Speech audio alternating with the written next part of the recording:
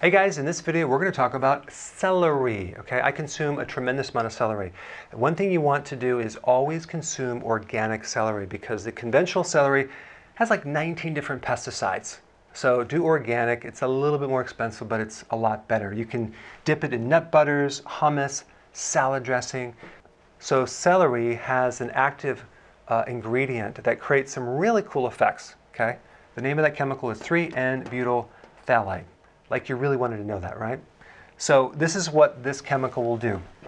Lower blood pressure, decrease muscle spasm, decrease fluid. It's like a natural diuretic. So if you have edema or swelling in your ankles, you consume celery before bed and you wake up and the swelling will be gone. Great if you have intestinal gas, constipation.